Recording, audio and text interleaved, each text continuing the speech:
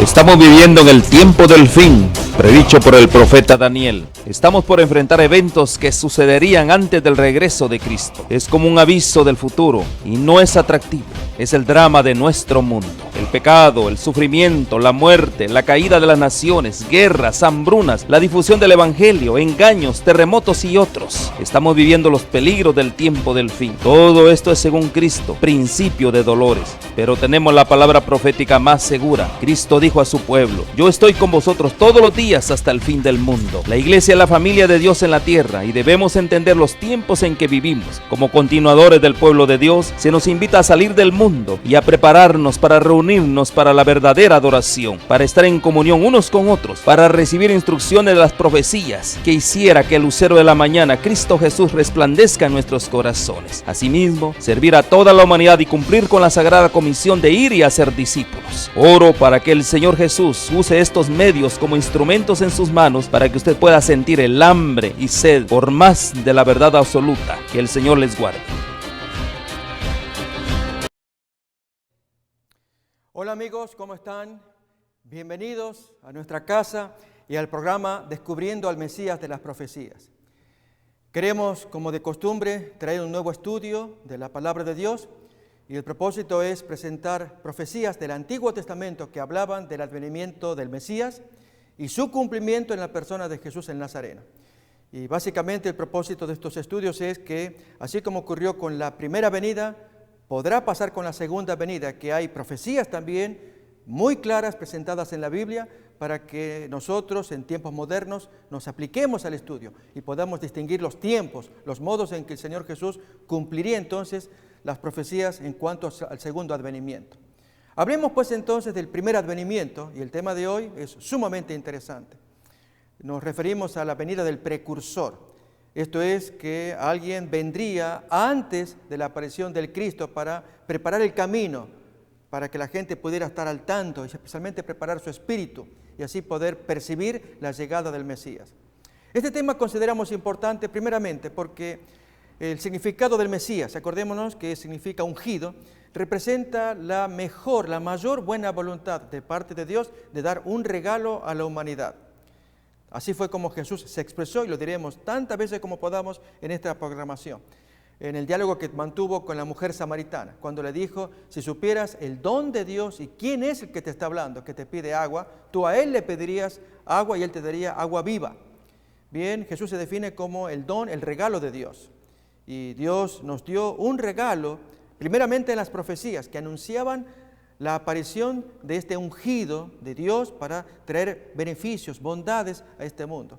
Pero aquí que esta venida estaría precedida necesariamente por el precursor, un individuo que prepararía el camino, de modo que la gente, en medio de sus atenciones mundanas, carnales, en la vorágine de los movimientos que el ser humano lleva, allí este hombre atraería la atención con su mensaje para que la gente se preparara, pues el Cristo estaba ya por llegar. Vamos pues entonces a mirar esta profecía, la venida del precursor, en varios textos, pero principalmente en Isaías capítulo 40. Desde el versículo 1, miremos la manera en cómo Dios amorosamente se expresa, aunque el mensajero vendrá con un mensaje muy duro, quizás como un látigo, y sin embargo es necesario para que el hombre perciba la necesidad de este regalo de Dios, pero con consecuencias en que el hombre tiene que asumir, que él no está del todo preparado porque lleva cosas que son contrarias a la aparición del Cristo. Miremos entonces la profecía primeramente, Isaías capítulo 40, desde el versículo 1 en adelante. Consolaos, consolaos, pueblo mío, dice vuestro Dios. En el versículo 2 leemos: hablad al corazón de Jerusalén, decidle a voces que su tiempo es ya cumplido. Noten la manera en cómo Dios se expresa para referirse a la aparición del precursor. Díganle que ya Dios está de un humor agradable para con el pueblo porque le perdona sus pecados, como leemos ahora, que su pecado es perdonado, que doble ha recibido de la mano de Jehová por todos sus pecados. Voz que clama en el desierto, y esta es la llegada del precursor. Preparad camino a Jehová, enderezad calzada en la soledad a nuestro Dios. Y su mensaje consiste en esto: está presentado en forma simbólica que explicaremos en el desarrollo. Todo valle sea alzado o levantado, y bájese todo monte y collado. Lo torcido enderécese, y lo áspero se allane. Y se manifestará la gloria de Jehová, y toda carne juntamente la verá, porque la boca de Jehová lo ha hablado. Notamos, estos versículos son los que van a ser nuestro tema de estudio. Hay una voz que clama en el desierto: enderécese todo. Si hay un valle que tiene depresión, levántese. Si hay un monte, bájese. Si hay algo que está torcido, enderécese. Si hay algo que está áspero, alícese, que todo esté preparado, porque entonces aparece la gloria de Dios. Vamos a repasar el versículo 5 en particular, que después de toda esta obra de preparación que haría el precursor, viene entonces la manifestación de la gloria de Dios en la persona del Nazareno. Miremos el versículo 5. Y se manifestará la gloria de Jehová después del trabajo hecho por el precursor, y toda carne juntamente la verá, porque Dios así lo determina. Bien, el asunto es que esta profecía estaba presentada en el libro de Isaías, pero venido el cumplimiento de esta profecía, para sorpresa de muchos, y especialmente de los altos dirigentes de aquel tiempo, esa voz no fue bienvenida. Amigos, esta es una de las lecciones que este servidor quiere compartir, y es que Dios habla claramente, dice a la gente, al pueblo en este caso de Israel, cómo Dios actuaría por medio de este precursor, lo que Él haría, y venido el cumplimiento, cuando comienza a operar, como no gusta a nuestras actitudes, a nuestros sentimientos, a nuestras inclinaciones, nos parece a alguien que es repelente, y en consecuencia lo rechazamos, con el gravísimo perjuicio de la ruina de nuestra alma. Si Dios con tiempo dice las cosas, es sabio el hombre aquel que dispone su corazón, arregla lo que haya que arreglar, para que entonces ese mensaje cale profundamente y aparezca la gloria de Dios. Esto es la persona de Jesucristo, el Nazareno, que es el Mesías que debía venir después de la obra del precursor que allanaba el camino. Vamos a ver el cumplimiento de esta profecía en la historia de Juan el Bautista. Este es el hombre de quien la profecía hablaba, y cuando vino, quiero agregar algunos detalles más. Josefo es el historiador judío del primer siglo. Este hombre judío, sacerdote, luchó contra el Imperio Romano cuando vino el tiempo del sitio de la ciudad de Jerusalén, profetizado por Jesús. Estamos hablando del año 66 de la era cristiana. Y este Josefo fue un ardiente patriota judío luchando contra el Imperio Romano. Cuando fue capturado, el hombre comenzó a ver las cosas, milagrosamente logró salvar su vida, no así los compañeros que le secundaban en la rebelión contra Roma.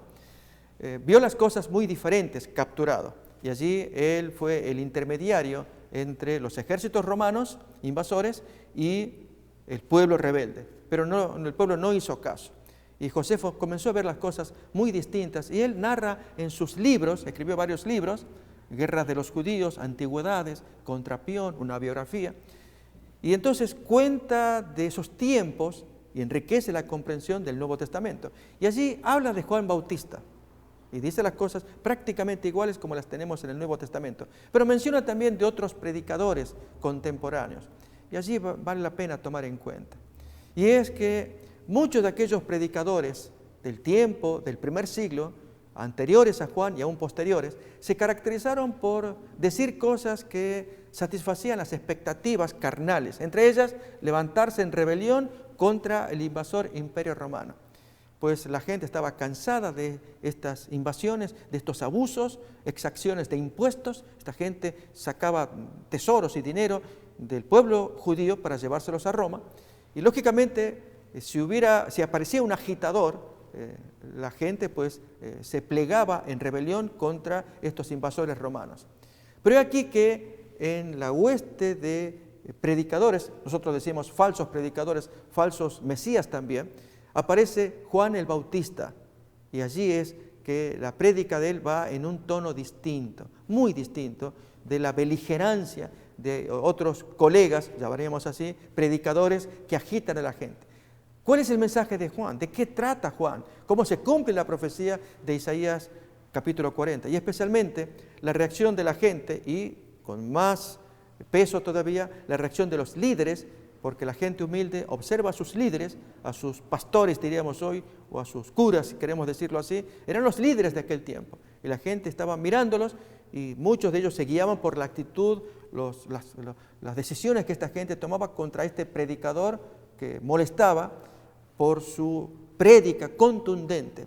Vamos a ver entonces Lucas capítulo 3. El Evangelio de Lucas se caracteriza por ser una investigación, así lo presenta el autor, allí en los comienzos, desde el versículo 1, capítulo 1 en adelante. Pero el capítulo 3 nos interesa y trae datos históricos que prueban entonces que fue testigo, o al menos de segunda generación, porque él investigó, es lo que él nos cuenta, y trae los datos que son los que nos interesan de esos tiempos. Estamos hablando del año 27 de la era cristiana. Vamos pues entonces a Lucas capítulo 3, desde el versículo 1, y leer también ese reporte histórico de los tiempos en que Jesús apareció, pero especialmente nuestro precursor, que es el tema de estudio.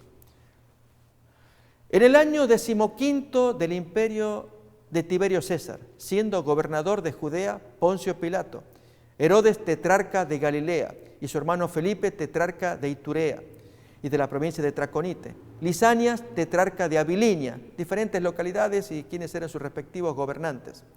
En el versículo 2 todavía nos sigue dando información. Siendo sumos sacerdotes Anás y Caifás, vino palabra de Dios a Juan, hijo de Zacarías, en el desierto. Y aquí me detengo porque ya vamos a ver el contundente mensaje que va a dar este profeta. Y es que cuando llega la palabra de Dios al corazón y pega, pues el hombre está tan impactado por la revelación que Dios le da, ya sea por medio de sueños, de voces. El hombre siente que tiene que hablar y decir las cosas que Dios le impone que diga. Y allí su mensaje es duro, duro. Acordémonos que la profecía decía que la voz que clama en el desierto pretendía que el valle se levantara, que el monte se bajara, que lo torcido se enderezara, que lo áspero se allanara para que apareciera la gloria del Señor. Vamos a ver qué significa toda esta expresión de desorden, una expresión donde hay que arreglar todo para que entonces aparezca la gloria del Señor. Esto es la persona del Nazareno. Pero entonces, vamos a ver que Juan, al recibir el impacto de la palabra de Dios, ¿acaso va a dosificar el mensaje? Es lo que pasa con algunos predicadores modernos. Para no ofender allí a los oyentes o decirles cosas agradables al oído. ¿Cuántos predicadores hay que entretienen y cobran su salario o hacen sus ganancias? Es lo que pasa actualmente con lo que se llama la teología de la prosperidad. Y es que mucha gente acude a escuchar a estos predicadores porque se les apela a su propio egoísmo y avaricia. Esto es, todos tenemos necesidades.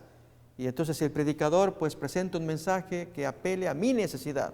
Cuando me dice, tú oye este plan de Dios y Dios te va a bendecir, pero tú tienes que dar una ofrenda de sacrificio. Y según tú siembres es lo que vas a cosechar. Si tú siembras mezquindad, cosechas mezquindad. Por lo tanto, no des $1 de ofrenda, das con sacrificio. Y cuanto más des de ofrenda, más Dios te recompensa a tu fe y sacrificio ofrecidos. Y el oyente se lo cree. Y allí aparecen ofrendas de cientos y miles de dólares depositados allí en las arcas de estos estafadores que se llevan el dinero. Es terrible pensar que haya predicadores tales. Por eso hace falta mirar esta experiencia de Juan el Bautista, a quien le llega la palabra de Dios y le pega tan fuerte para decir las verdades que la gente necesita escuchar. Vamos pues entonces a mirar la predicación de Juan el Bautista. Estamos en Lucas 3, hemos leído versículo 2 y dice acá versículo 3. Y él fue por toda la región contigua al Jordán, predicando el bautismo del arrepentimiento para perdón de pecados. Él no predica cosas halagüeñas y sacar provecho de ello, sino al contrario, decirle a la gente lo que necesita escuchar, lo que debe escuchar, y especialmente llegar a una decisión final, precisa delante de Dios, ¿cuál es? Practicar su arrepentimiento, dar pruebas de ello. Miremos cómo lo va a expresar. Versículo 4 en adelante. Como está escrito en el libro de las palabras del profeta Isaías, que dice, voz del que clama en el desierto, preparad el camino del Señor, enderezad sus sendas. Todo valle se rellenará y se bajará todo monte y collado. Los caminos torcidos serán enderezados y los caminos ásperos allanados, alisados. Y verá toda carne la salvación de Dios. Notamos que allí el autor Lucas pone prácticamente literalmente los textos de Isaías capítulo 40 que hemos leído. Pues veamos entonces cómo predica Juan, qué mensaje trae de parte de Dios. Y decía a las multitudes que salían para ser bautizadas por él: oh generación de víboras, ¿quién os enseñó a huir de la ira venidera? Amigos, ¿cómo nos sentiríamos nosotros si estuviéramos en esos días siendo testigos de estas palabras? O apliquémoslo en tiempo presente. Si aparecieran predicadores que prácticamente como que nos insultan al decir esas palabras: raza de víboras, generación de diablos ustedes. Y lógicamente no nos agrada, a nadie le agrada.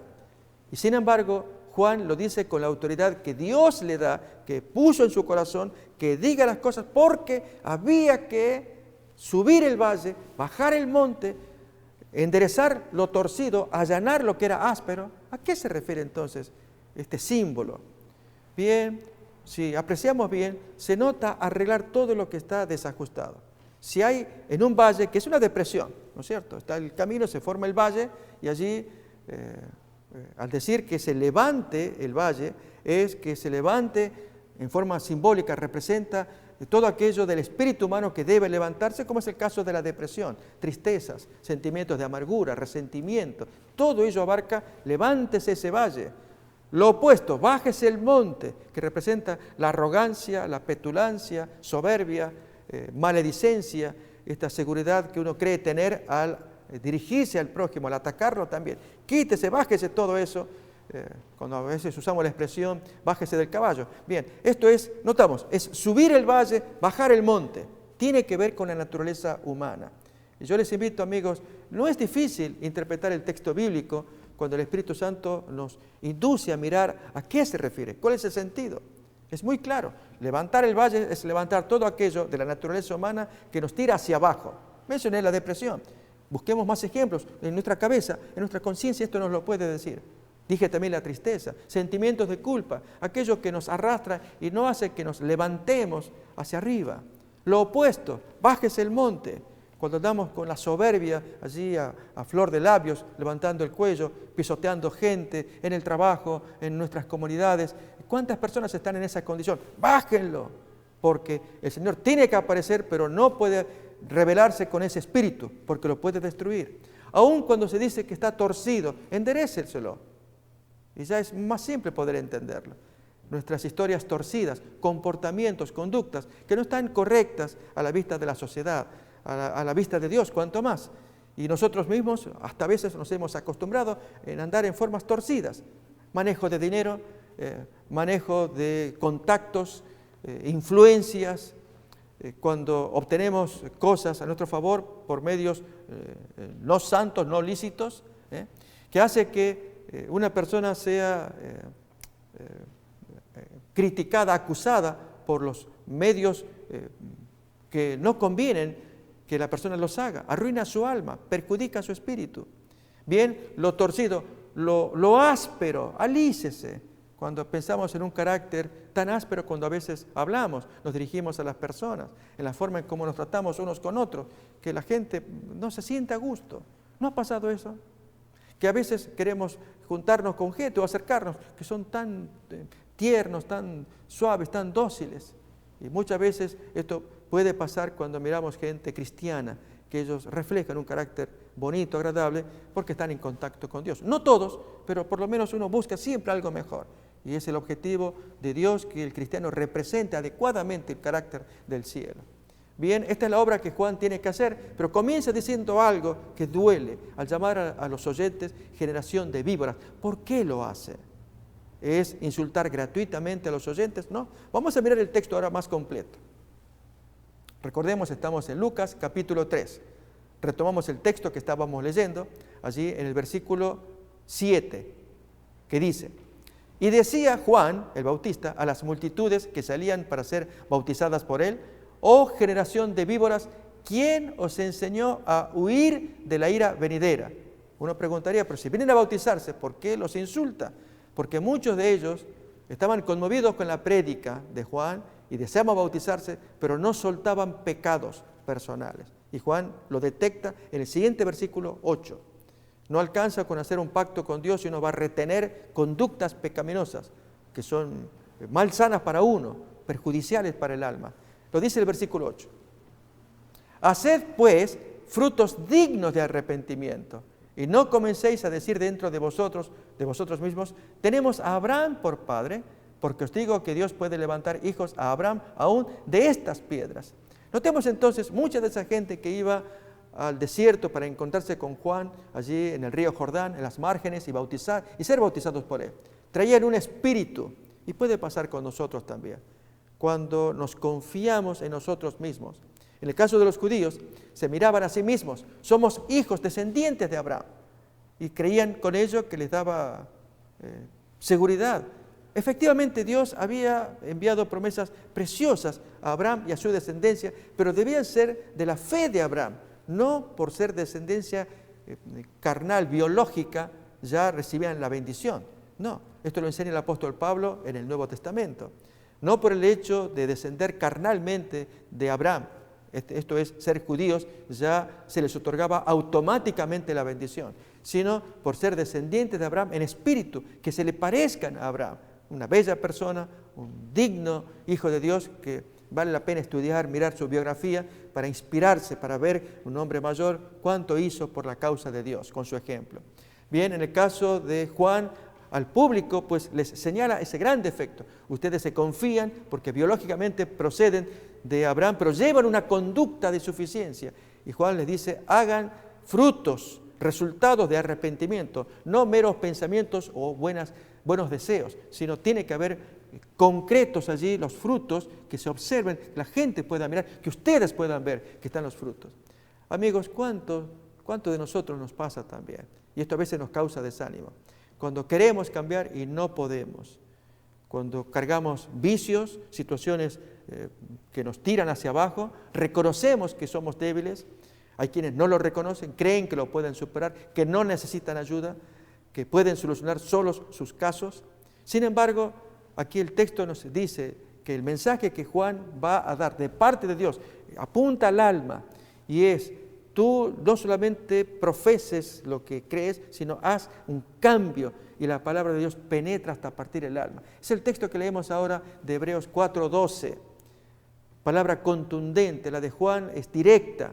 Por eso es que la palabra de Dios había afectado a ese hombre y predicaba lo que Dios le pedía que predique, a fin de que lo que estaba torcido se enderece. Miremos el texto de Hebreos 4:12, que dice: la palabra de Dios es viva y eficaz, y más cortante que toda espada de dos filos, y penetra hasta partir el alma y el espíritu, las coyunturas y tuétanos, y discierne los pensamientos y las intenciones del corazón. ¿Notamos? Esa es la palabra de Dios. Cuando proviene del cielo y la predica el predicador, tiene que partir el alma, descubrirnos a nosotros, cómo estamos. Aquí no se intenta ofender a nadie, sino ofendernos el alma que está corrompida, que está echada a perder, porque nos hemos echado a perder, o es que nos vamos a autojustificar. Fue por culpa de él, de mi cónyuge, él es el que me provoca. Podemos razonar de esa manera, pero Dios quiere curarnos. Y la forma de hacerlo es que nos increpa cara a cara y nos dice, y nosotros humildes. Pero en el caso de los líderes judíos que ya vamos a estudiar, no se da ese efecto. Bien, avancemos con Juan el Bautista, su mensaje y el efecto que produce en la gente. Seguimos entonces leyendo los textos que estamos estudiando. Ya también el hacha está puesta a la raíz de los árboles. Por lo tanto, todo árbol que no da buen fruto se corta y se bota en el fuego. Y entonces nos compara como árboles que si no rinden el fruto, Dios está buscando frutos. Amigos, si yo le preguntara a usted el fruto de su alma, su conducta, su carácter, sus palabras, que usted se haga su propia introspección, analícese. Yo no lo conozco, usted no me conoce, pero las palabras que yo las digo a mí mismo también. ¿Cómo estamos? ¿Cómo nos ven nuestros amados? ¿Cómo nos ven nuestro cónyuge? ¿Cómo nos ven nuestros hijos? A veces creemos que estamos bien y sin embargo la familia no siempre va a decir ello. Déjeme que le cuente una historia. una historia de gente cristiana que ilustra lo que usted puede estar viviendo también, quizás no notarlo. Ocurría que se celebraba un servicio de velatorio, de velación. En un lugar había fallecido el primer anciano de esa iglesia y toda la iglesia, pues, los hermanos yendo, la viuda llorando, allí el pastor que se aproxima, se acerca, busca consolar, se acerca a la hermana, saluda a los hermanos y hay un momento emotivo. Pero el pastor le llama la atención, no están presentes 3 hijas, las 3 muchachas que quedan ahora huérfanas de papá. Pregunta a la mamá, hermana, no veo a sus muchachas, a sus hijas, muchachas menos de 20 años todas. Y entonces la mamá se pone a llorar más todavía. Ay, pastor, hermana, ¿qué pasó? Están en casa ellas. Oh, bueno, yo voy por allá, las busco y las traigo también. Y ella sigue llorando a la señora. El pastor pues llega al domicilio y toca la puerta, el timbre, y una de las chicas sale. Oh, pastor, se alegran. El pastor era querido en la comunidad. Chicas, ¿qué pasó? Yo las llevo si quieren. Está en toda la iglesia, su mamá también. No, pastor, pase. Y entonces él las vio tranquilas a las muchachas. Y cuando conversa con ellas, niñas, yo las veo tranquilas. No sé si quieren prepararse, yo espero y las llevo en el auto hasta... No, pastor, no vamos a ir. ¿Cómo es eso? No queremos estar allí en la velación y tampoco en el funeral. ¿Pero qué pasa? ¿Es papá? Sí, yo sé que es papá. Y entonces una de ellas dice, mire, pastor, usted no sabía. Mi padre era un santo varón en la iglesia, pero aquí en casa era un león. ¿Cómo trataba a mi madre? Y a nosotras también. Eso nadie lo sabe. Y nos hartamos, sufríamos mucho por el trato que él tenía contra nosotras. Y ahora descansa. Y ya nosotros también descansamos de ese maltrato que él tenía con nosotras. ¿Nos damos cuenta? A eso se refiere el texto que estamos leyendo de Juan el Bautista. Hagan frutos dignos de arrepentimiento, no tanto profesión. Hombre que está en la iglesia, que saluda, la gente lo mira y él se autoengaña, creyendo que está bien con Dios y que en la casa pues hay que poner la rectitud, es el hombre de la casa, y se porta mal la esposa, pues hay que corregirla y enderezarla. Se porta mal las muchachas, hay que corregirlas y enderezarlas también. ¿Sí? Ese es el comportamiento. Y el amor de Dios allí adentro, que bulla hacia afuera. ¿Qué pasó? Entonces, a ese tipo de personas, y a nosotros, a usted, a mí, necesitamos que modernos Juan Bautista nos digan verdades. De eso trata el tema que estamos mirando, por lo cual Juan no fue aceptado por los líderes, los pastores de aquellos tiempos, los que manejaban las predicaciones, las enseñanzas, y la gente comenzó a guiarse por ellos, que era normal, una persona sencilla se guía por su líder. Y entonces aparece Jesús bien claro y contundente dando sus respectivas amonestaciones. Pero vamos a avanzar todavía mirando a Juan en un mensaje duro contra el pueblo. Seguimos leyendo todavía. Cuando dice, y ya también el hacha está puesta a la raíz de los árboles. Eso nos representa a nosotros. Cada uno somos como un árbol a la vista de Dios que debe dar frutos. Por lo tanto, todo árbol que no da buen fruto se corta y se bota en el fuego, no sirve afuera. Dios quiere ver frutos de buen comportamiento, de buen trato, dulzura. ¿Cómo nos sentimos nosotros cuando nos tratan de una manera agradable? Todos nos sentimos bien, que alguien nos comprende, qué agradable. Personas que pasan delante de nuestros ojos o por nuestra vida y que dejan un aroma agradable de buen trato. Eso es lo que Dios quiere, que aparezca ese tipo de comportamiento, pero especialmente en nosotros, que cada cual se comporte de esa manera. Por eso habla de que dé fruto, y tenemos que dar fruto. Esa es la pretensión que Dios tiene de cada uno de nosotros. Versículo 10 ahora, miremos cómo sigue el mensaje de Juan el Bautista. Y la gente le preguntaba diciendo, entonces, ¿qué haremos? Impactados todos, todo el público allí pregunta a Juan. Y Juan comienza a responderles a cada segmento de gente que se acercan a preguntar. Respondiendo dice, el que tiene 2 túnicas, dé al que no tiene. Y el que tiene que comer, haga lo mismo. Notemos que parece duro Juan, pero a veces hay que, decimos, amarrear, mover, agitar a la persona para que entienda, le entre un mensaje. Cambia tu vida, sé buena persona. Tú miras al pobre cómo está allí en la calle y ni te conmueves. ¿Tienes ropa? Dásela a esa persona. ¿De qué te sirve para que te junte polilla? ¿Tienes alimentos? Dale al pobre que está allí. Qué bonito, qué corazón. Ese es nuestro Dios, que habla a través de estos tremendos predicadores, como fue Juan el Bautista en sus días. Sigue más todavía. Hay más gente que se acerca y le pregunta a Juan. Veremos otro segmento de esa población. Vinieron también unos publicanos, eran los que cobraban los públicos, se llama así al tributo, a los impuestos. Vinieron también unos publicanos para ser bautizados y dijeron, maestro, ¿y nosotros qué hacemos?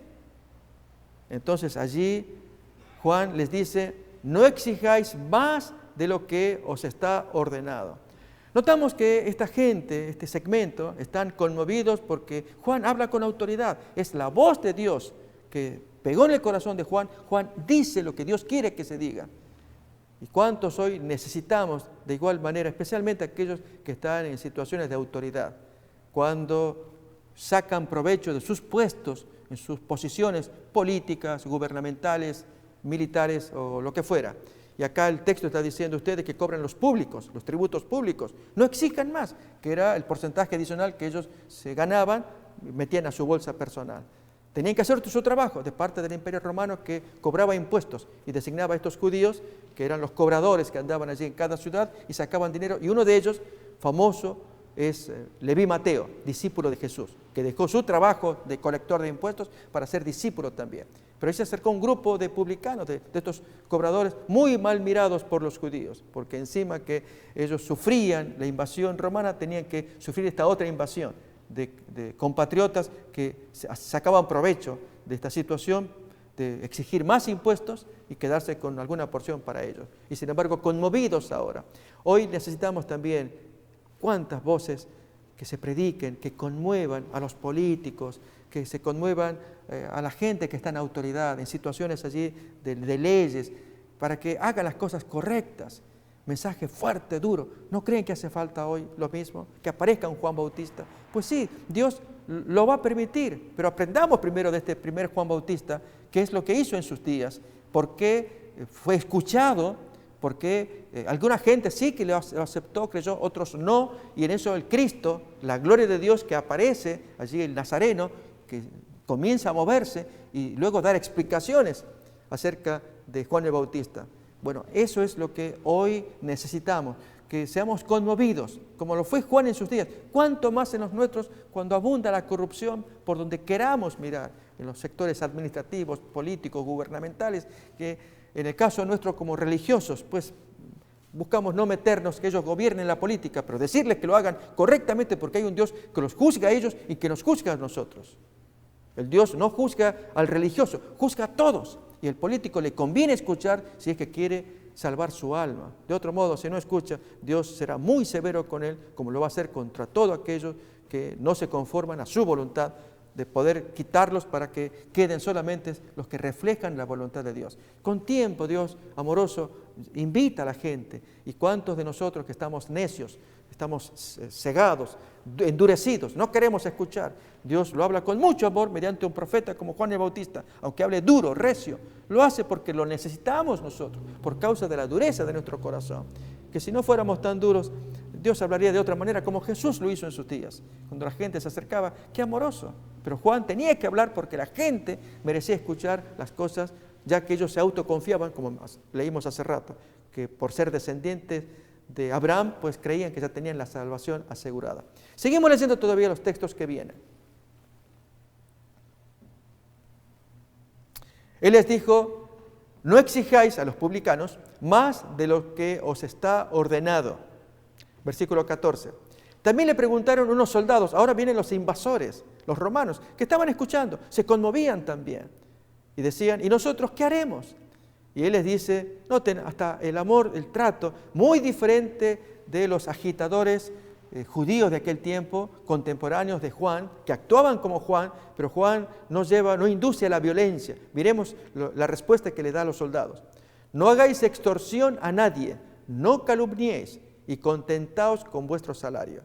Notamos, Juan, todavía esta gente invasora, en lugar de decirles váyanse a su lugar, no, los ve como seres humanos que obedecen órdenes superiores. Y ellos son simples soldados.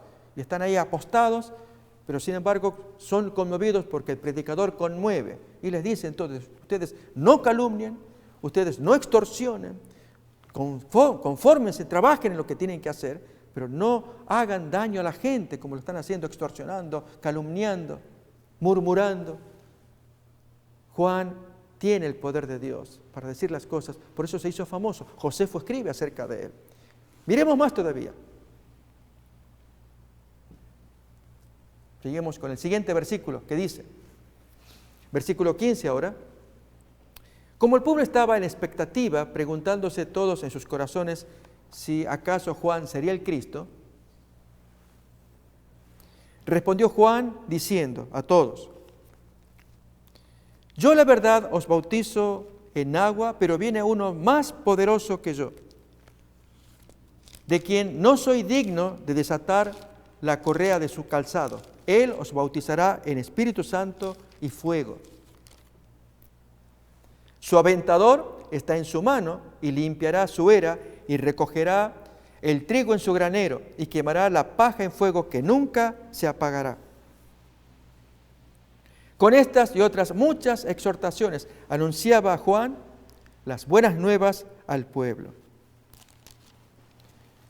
Notemos el desenlace ahora, lógicamente ya cansa tanta prédica de este hombre, que el texto nos cuenta que Herodes, el tetrarca, el gobernante de aquel tiempo, siendo reprendido por Juan a causa de Herodías, mujer de Felipe, su hermano, y que Herodes la poseyó cometiendo adulterio, le robó la esposa a su hermano, y de todas las maldades que Herodes había hecho, sobre todas ellas añadió una más, encerró a Juan en la cárcel. Este es el desenlace que ya le espera a Juan, su muerte. Recordemos que él fue decapitado por este mismo Herodes. Bien, este es el mensajero que Dios había designado para predicar. Ahora, hablemos de los resultados, de las consecuencias. Y este principio apliquémoslo hoy en nuestros días, porque ya miraremos, hay una profecía de un nuevo Juan Bautista que tenía que aparecer. Vamos a mirar en los tiempos modernos. Y cuando aparezca, pues, actuaremos como aquella gente de la antigüedad o lo captaremos mejor. Vamos a buscar ahora en Lucas capítulo 7, a continuación, lo que Jesús comenta acerca de Juan el Bautista. Miramos pues en Lucas capítulo 7, desde el versículo 18 en adelante, vienen amigos de Juan el Bautista que está preso, traen un mensaje a Jesús, preguntando o averiguando si realmente Jesús era el cumplimiento de las profecías mesiánicas. Leamos. Los discípulos de Juan le dieron las noticias de todas estas cosas y llamó Juan, el Bautista, a 2 de sus discípulos, estando preso,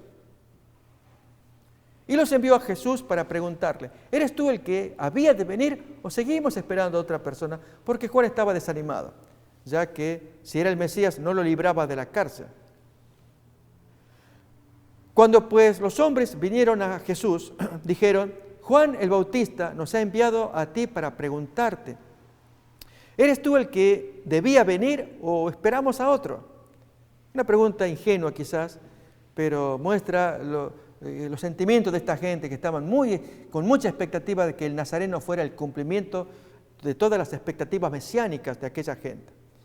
Pero miren la respuesta de Jesús, y es acciones que ellos vean con sus ojos. Gastó unas horas pidiendo que lo acompañaran, y ya vamos a mirar para qué, para que ellos vieran el cumplimiento de las profecías mesiánicas de Isaías 61. Leemos acá.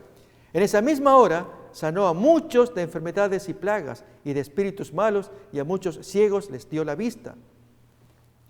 Y respondiendo Jesús les dice a estos amigos de Juan el Bautista para que regresen a la cárcel y le den el mensaje. Id, haced saber a Juan lo que habéis visto y oído. Y notemos, este es el regalo de Dios. Esto es el Mesías, profetizado en Isaías capítulo 61. Los ciegos ven, los cojos andan, los leprosos son limpiados, los sordos oyen, los muertos son resucitados y a los pobres es anunciado el Evangelio. Eso en horas, él hizo toda esta actividad como un regalo para que Juan presenciara, es decir, por medio de sus amigos, ellos presenciaran y transmitieran el mensaje. Pero había un mensaje más adicional que Jesús preparó para Juan. y bienaventurado es aquel que no halle tropiezo en mí. ¿Qué significa esto? Allí Juan, al escuchar las palabras de sus amigos, y los amigos describían, presenciamos todo lo que te acabamos de contar. Los sordos son curados, los leprosos son curados, los ciegos son curados, muertos son resucitados. Lo presenciamos nosotros. Pero además dijo esto: feliz el que no se escandaliza en mí, el que no haya tropiezo. Y Juan quedó pensando, porque él había entrado en dudas, ya que preso en la cárcel Jesús no se revelaba como el Mesías, porque Juan tenía tal vez una interpretación limitada, porque Jesús tenía mucho más que hacer que incluso aún liberar a Juan. Él tenía que morir por los pecados de la nación judía y de toda la humanidad, y aún permitir lo que le acontecería a Juan como un modelo de cómo Dios aún puede dejar a sus hijos que sufran, no por el hecho del placer que ellos producen, no, es para que se vea la malignidad, y sin embargo Juan mostró hasta el final confianza en Dios para fortalecer a cuantos que posteriormente sufrirían en iguales circunstancias. Hasta el día de hoy, cuando uno oye hablar de cristianos muertos en el Asia por fanáticos musulmanes, no todos los musulmanes, lógicamente, hay muy buena gente entre los musulmanes, nos referimos a los radicales, a aquellos fanáticos, y que entonces ellos, por causa de la religión, hace poco en Sri Lanka hemos escuchado iglesias y gente muertos allí, durísimos los golpes. En Egipto otro tanto, el Boko Haram allí en las zonas de Nigeria, en esos lugares donde ellos operan, por fanatismo religioso. Lamentablemente luego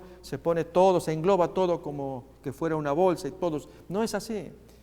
Esta gente fanática pues necesitan conocer de ese Dios que Dios no puede tolerar, y sufre mucha gente inocente.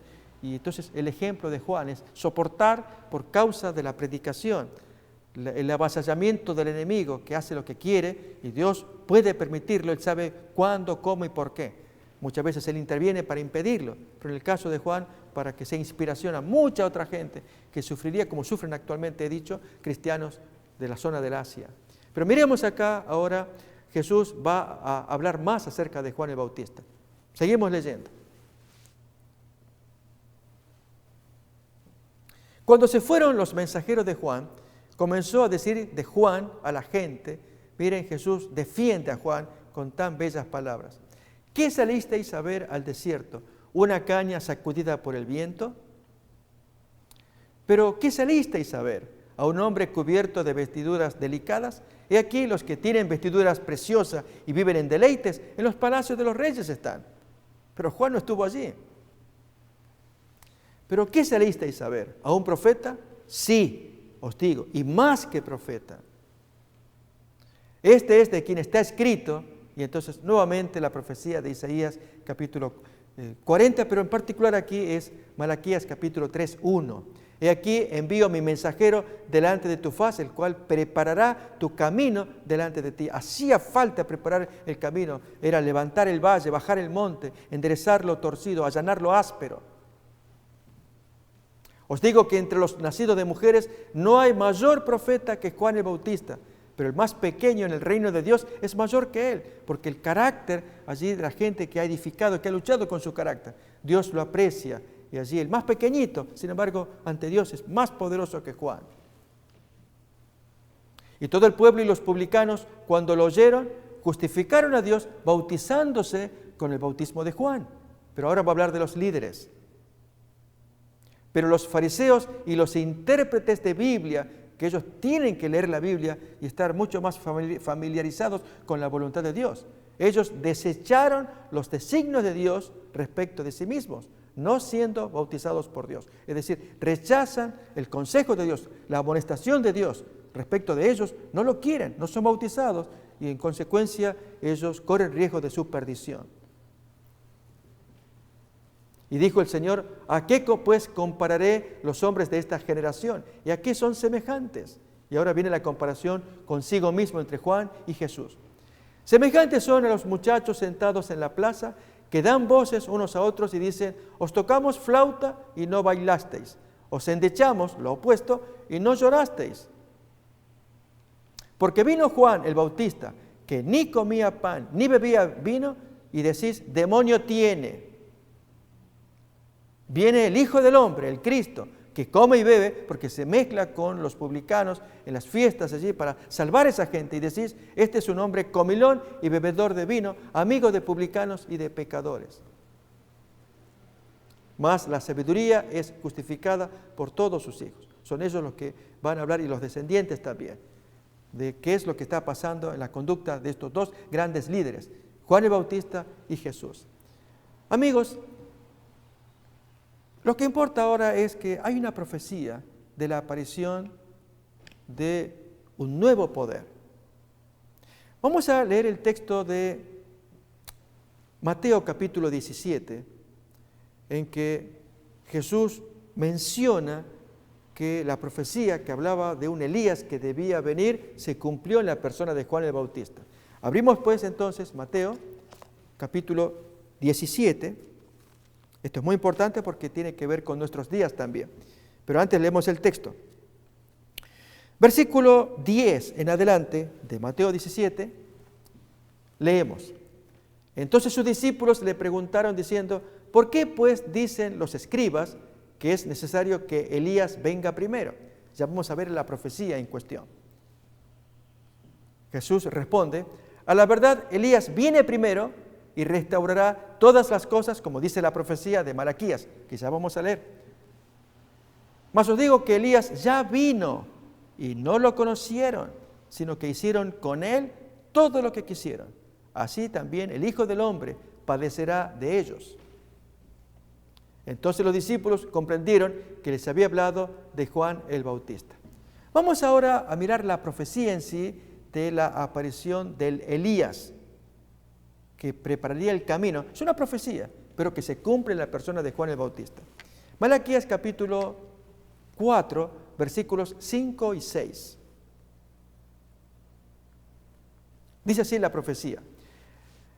He aquí yo os envío el profeta Elías antes que venga el día de Jehová grande y terrible. Miren la restauración que él tendría que hacer en su obra de predicación. Él hará volver el corazón de los padres hacia los hijos y el corazón de los hijos hacia los padres, no sea que yo venga y hiera la tierra con maldición. Si advertimos aquí, el texto profético menciona que este Elías debía hacer una obra de restauración. Pues así fue como Jesús se refirió a sus amigos que le hicieron la pregunta en el texto que hemos leído de Mateo capítulo 17, 10. Que si los discípulos preguntan, ¿por qué Elías tiene que venir? Ahí lo tenemos nuevamente. ¿Por qué dicen los escribas que es necesario que Elías venga primero? Veremos la respuesta de restauración que haría este Elías. A la verdad, Elías viene primero y restaurará todas las cosas. Mas os digo que Elías ya vino. ¿Notamos? Y Elías vino en la persona de Juan el Bautista. No lo reconocieron. Bien, sin embargo, la profecía de Malaquías es más ampulosa.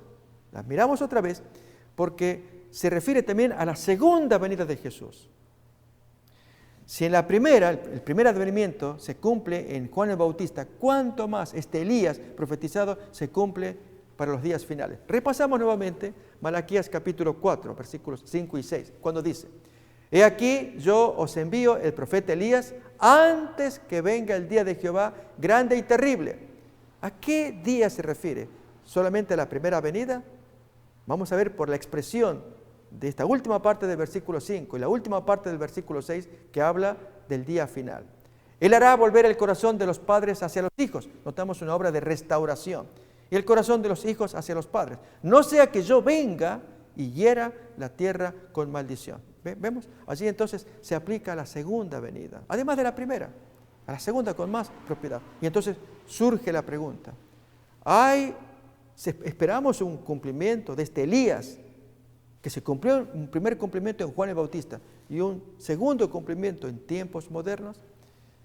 Si apareciera el Elías en tiempos modernos, que busca restaurar todas las cosas, hacer que los corazones se vuelvan de los padres hacia los hijos, de los hijos a los padres, los cónyuges entre sí, una obra donde hay reconciliación, perdón, de familias, aún de comunidades, que es la intención de la aparición de este Elías, antes que venga el día espantoso del Señor, antes que hiera la tierra. Claro que sí. ¿Quién es este Elías? ¿Habrá algún profeta por ahí que anda por allá? Mis amigos, si el Elías que se profetizó, que vendría, Jesús lo aplica a Juan el Bautista, que viene con el poder de Elías, es otro texto que aparece también en el Evangelio. Él vino con el poder de Elías. Elías fue bellísimo predicador, una historia fascinante, digna de ser estudiada, un hombre que hoy está en el cielo, de acuerdo a la revelación bíblica. Y entonces los predicadores que vengan con ese poder, se les dice que viene el Elías nuevamente. En los tiempos modernos, ¿cuándo viene ese cumplimiento? Amigos, se está presenciando. Cuando hay predicadores dignos, predicadores lindos, decimos, con corazón limpio, sano, que predican la palabra de Dios, que enseñan y exhortan. Cuídense del mal que se está produciendo, aléjense de los pecados, no ofendan el alma, no arruinen su vida, su espíritu. Déjenme que se los ilustre, amigos. Yo estaba en mi país, en Argentina, cuando me sorprendió la llegada de una hermana que era de otra congregación, que quería estudiar la Biblia. Entonces se presenta ella, dice, yo no soy de la comunidad de ustedes, yo vengo de otra comunidad religiosa. Perfecto, pero quiero estudiar con ustedes. Y empezamos a estudiar la Biblia. Pero ella me manifestó lo siguiente. Me dijo, yo vengo a ustedes porque estoy tan decepcionada de mi iglesia. Y me dio el nombre de la comunidad cristiana a la que ella pertenecía. ¿Y qué pasó? ¿Se me quiere contar? Sí, muy decepcionada porque mi esposo, que es miembro también de esa iglesia, él anda de la mano con la secretaria del trabajo, él es político. Y le pregunté, ¿y el pastor cómo? Ahí está, ese es el problema. Ese pastor fue comprado porque mi marido pues le regaló un auto. Y así lo tiene como maniatado con la boca para que no le reproche el pecado de andar con la secretaria de la mano. Si yo soy la esposa, ¿cómo es posible esto? ¿Por qué el predicador, el pastor, no reprende esa situación? ¿Y qué regalo ni regalo? Dios no se compra. Fue lo que esta señora me decía. Amigos, estas cosas ocurren. Yo dije estafadores. Conté el caso de este predicador que está en YouTube, que invita a la gente a que prueben la fe. Si ustedes tienen fe, prueben a Dios. Dios los va a bendecir porque Dios quiere ver gente con fe. Y la mejor prueba es, dejen la llave de los carros aquí con nosotros. Usted así va a ver que prueba su fe. Deje la llave y salga, vuelva a su casa caminando. Dios le va a proveer otra manera de transportación. O sea, le provee otro vehículo. ¿Cómo es esto? ¿Que entregarle los carros a estos estafadores? Bien, Dios va a levantar predicadores, así como el Elías en sus días, Juan el Bautista en los suyos, hoy en los nuestros, predicadores que conmuevan. Necesitamos que Dios levante a buenos predicadores en diferentes iglesias. Aquí no importa la congregación, que le diga a la gente, cambia tu vida, deja de hacer el mal, prepara el camino, levanta el valle, baja el monte, enderécese lo torcido, lo llano, lo áspero, alízalo, prepara tu corazón, porque Dios viene, ya se acerca, van a ver la gloria de Dios. Amigos, ¿no creen ustedes que necesitamos escuchar estas palabras de exhortación? Yo lo necesito, soy un simple ser humano como ustedes, que debo mejorar mis conductas con mi esposa, mis hijos, que vivir en un ambiente normal, natural, de familia, todos lo necesitamos. Y esta es la exhortación que yo le quiero transmitir. Este es el mensaje de la venida del precursor. Este es el tema que estudiamos hoy. Así como estaba la profecía, el precursor cumplió, Juan el Bautista dijo todas las verdades, fue conmovido, pero fue rechazado por los líderes de aquellos tiempos. Jesús lo toma como modelo, lo enseña a la gente. Miren, ¿qué salieron a buscar? ¿Qué vieron en el desierto? Es el hombre más grande que haya pisado acá la tierra. Así fue como Jesús lo definió. Bien, este es un modelo de hombre que amonesta, porque de parte de Dios nos habla. Así también les digo a ustedes, la palabra de Dios corre, que el Señor toque vuestros corazones. Ese es el deseo de quien está exponiendo estos temas de descubriendo al Mesías de las profecías. Hasta la siguiente emisión, gracias por acompañarnos y que Dios los bendiga. Metro Evangelización 3000. En la Biblia encontramos el gran desafío evangelístico que han representado las ciudades a quienes desean hacer suya la orden de ir y predicar el Evangelio. En la actualidad, la mayoría de personas viven en las grandes metrópolis. Debemos aceptar que hoy podemos predicar a cientos, miles y millones de personas que están a nuestro alrededor. Y esto lo podemos hacer con planes muy abarcantes que nos desafíen a una obra mayor. Ya están listos los peces, ya están listas las redes, solo faltan los pescadores. Presentamos Metro Evangelización 3000, Todos pueden hacer algo en esta obra. En estas reuniones hogareñas presentamos a Cristo a las familias. Metro Evangelización 3000, donde más de 125 ciudades serán impactadas por el mensaje de salvación de la verdad presente. Únete, acércate y forma parte de este magno evento. Abre tu hogar y sed de gran luz. El Señor está esperando por ti.